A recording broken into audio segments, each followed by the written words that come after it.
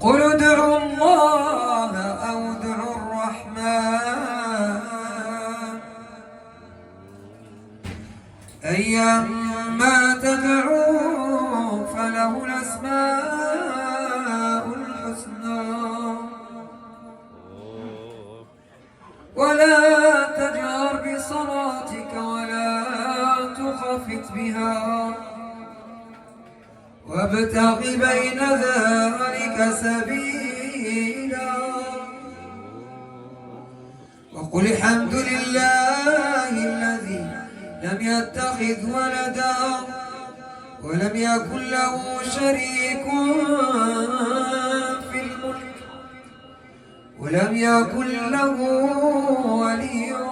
من الذل وكبره تكبيرا آمنت بالله صدق الله مولانا العظيم.